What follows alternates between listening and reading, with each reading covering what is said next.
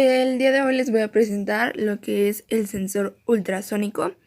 Y decimos que el sensor ultrasónico no solo detecta los objetos que están enfrente de él, sino también detecta la distancia, que es lo que hace la diferencia entre un sensor como el PIR o un sensor como es el infrarrojo. Emite un sonido para detectar la distancia del objeto a la que se encuentra, como lo hacen algunos animales, como por ejemplo los murciélagos o los delfines, que emiten sonidos a bajas frecuencias. Esto quiere decir que nosotros tenemos un rango de frecuencias auditivas del ser humano, por lo que estas están debajo de ellas y nosotros no podemos percibir esos sonidos. Entonces los animales y el sensor como es el ultrasónico sí puede llegar a hacerlo. También decimos que, como podemos observar a simple vista, podemos notar que en este sensor consta de dos cilindros, que son estos que parecen bocinitas. Bueno, el de este lado es un transmisor, que será el que mande las señales auditivas que ya habíamos hablado hacia el objetivo, y este a la vez va a rebotar. Ahorita lo voy a explicar más a detalle, pero un simple ejemplo sería que tendríamos un objeto como lo es esta botella de alcohol, y el sensor se encontraría a esta distancia, por lo que este cilindro mandaría las ondas auditivas hacia el frente y chocarían a la vez con esta botella. Chocarían, y lo que haría es esto: rebotarían, se reflejarían y entrarían por este cilindro, que sería el emisor. Entonces cuenta con un transmisor y un emisor, que serían los que mandan las señales y reciben a la vez la señal que se está emitiendo.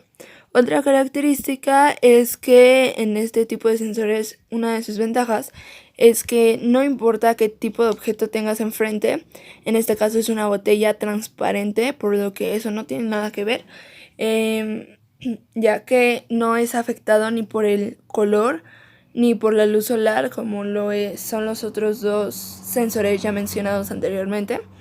Entonces, esto es muy práctico para utilizar en cualquier situación, pero más adelante seguiremos hablando de estas ventajas.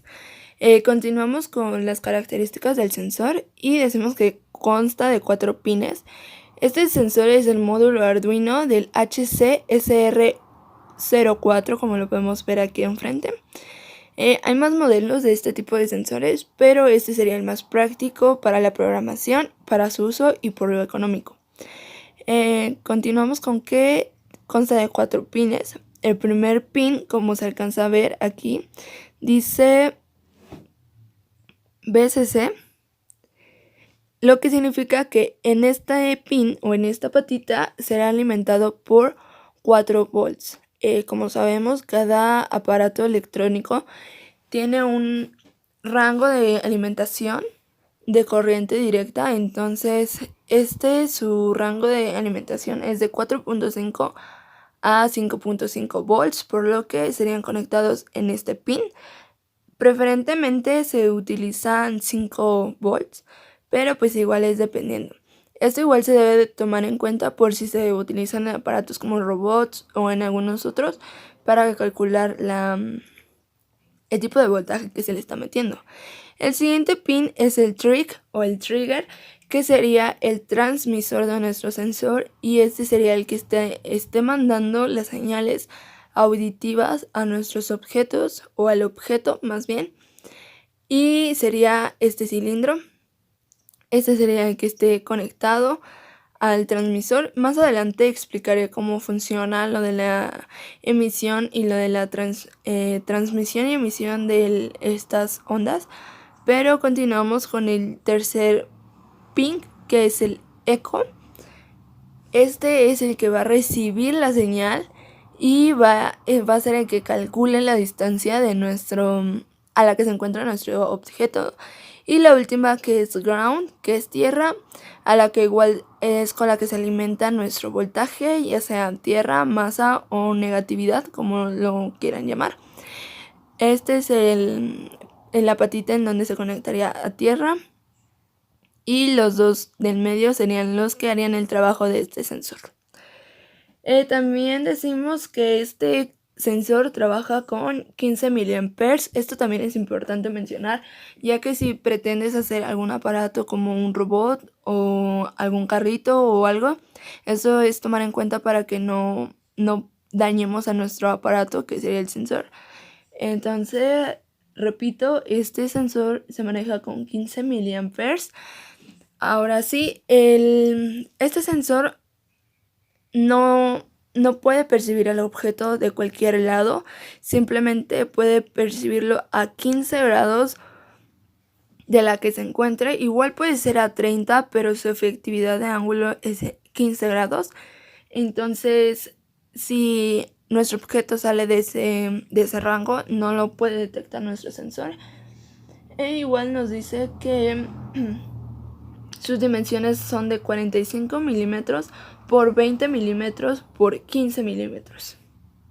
Cabe mencionar también que este sensor trabaja con la acústica y por lo mismo que había mencionado hace rato, en nuestras frecuencias que mandan son sonidos en forma de vibraciones, que son las que chocan, como ya lo había mencionado, y lo regresa para recibirlo.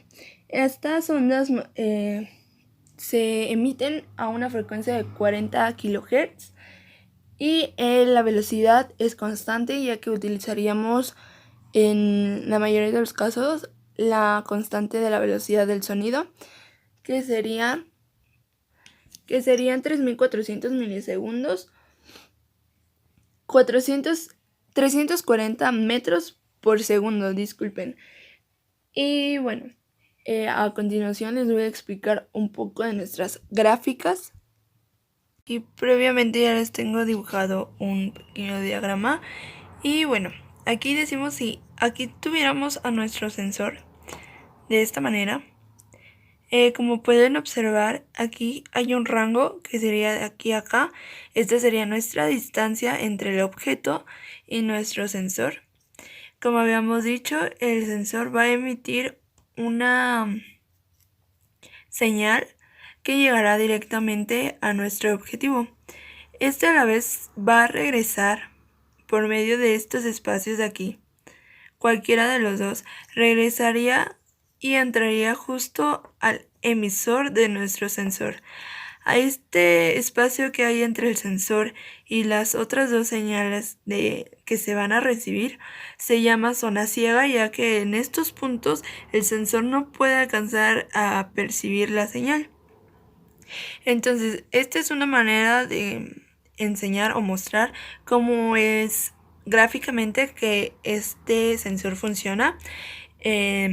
Repito, este sensor va a mandar una señal que a su vez llegaría al objeto, y del objeto a su vez va a reflejarse y regresar por cualquiera de estos dos lados, llamémoslo así, y entrará nuevamente en el emisor, que sería el eco. Y pues bueno, este puede ser un pequeño ejemplo y ahorita les muestro el siguiente diagrama. Son las tres gráficas donde puedo explicarles mejor cómo funciona lo de los pulsos y lo de las frecuencias. En el primer ejemplo de gráfica podemos observar que aquí nuestro trigger va a mandar un 1 o un alto, como lo quieran ver. Es lo mismo. Hablando en un código binario, el 1 significa que va a estar o va a subir, por eso se le dice en alto, y el 0 significa que va a seguir con continuidad, perdón. Entonces, mostramos que el primero va a mandar una señal y después esa señal va a tardar. Eso sería como el tiempo en que recorrió y regresó, lo que fue chocó y se reflectó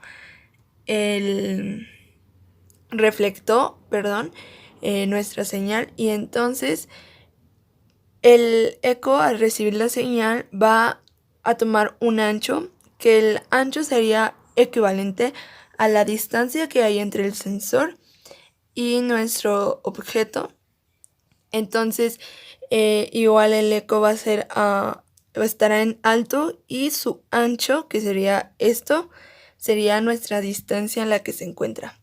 El siguiente gráfica sería lo que internamente sería tener un eco o un 1, más bien, perdón, lo que internamente sería tener un 1, ya que un alto sería tener 8 impulsos de 40 kHz, como lo mencioné al inicio del video. Entonces son 8 impulsos los que equivalen a un alto.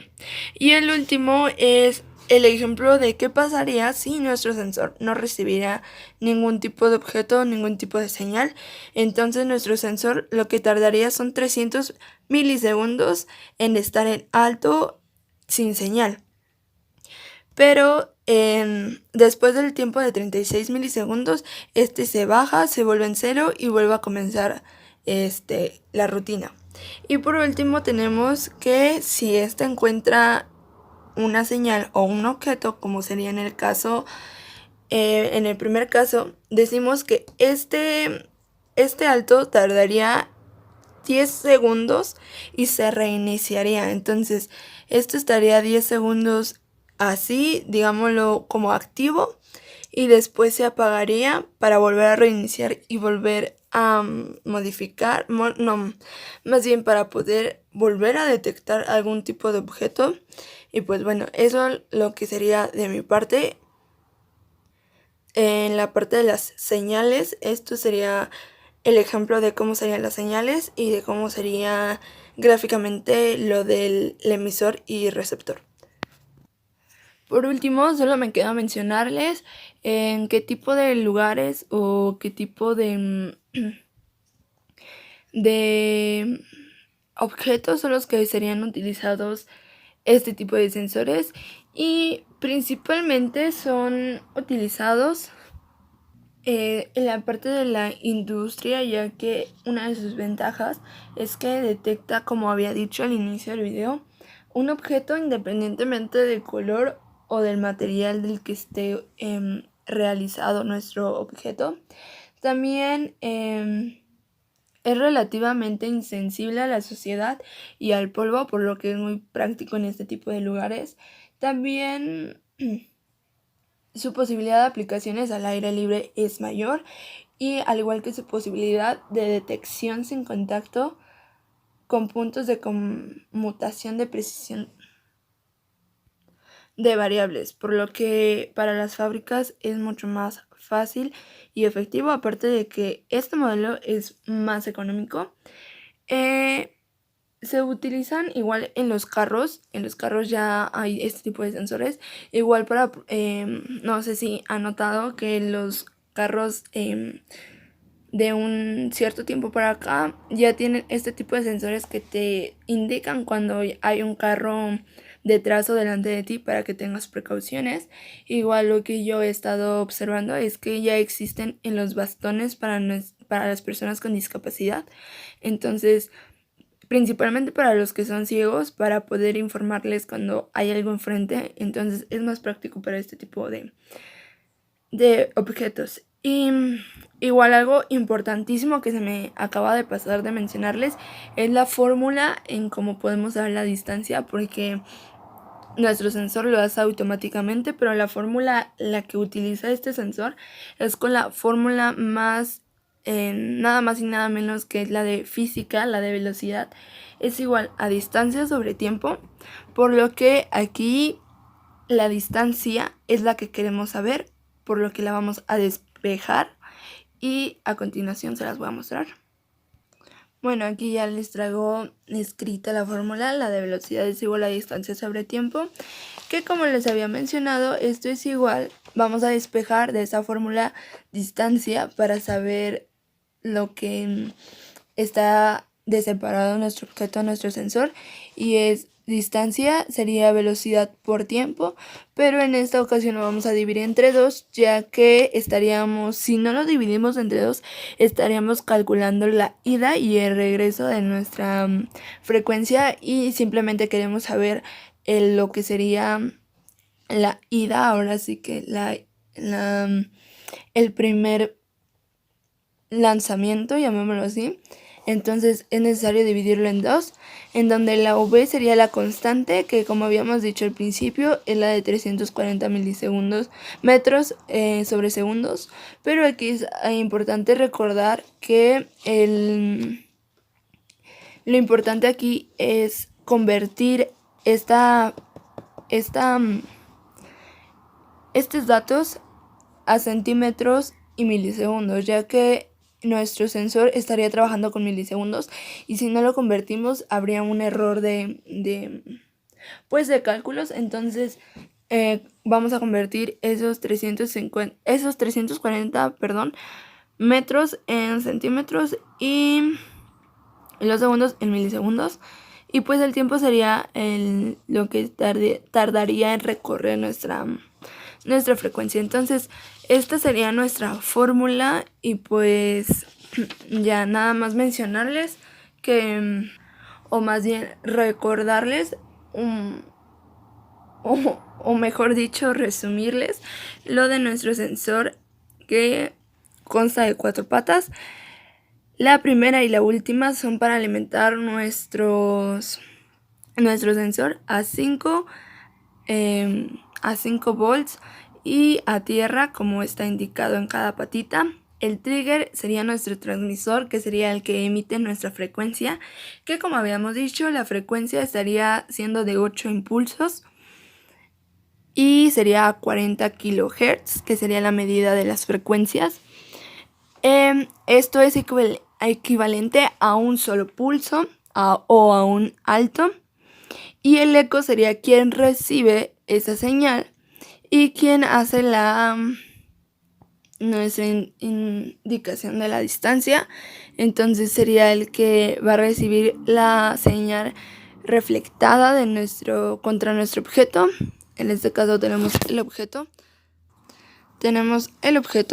que en este caso sería este cilindro. Entonces tenemos nuestro sensor. De este lado se va a emitir la señal y chocaría y a la vez regresaría en este emisor. Entonces ya. Igual recordar que trabaja con 15 miliamperes y pues ya creo que eso es todo de mi parte. Ojalá y esto les haya podido ayudar un poco y pues gracias.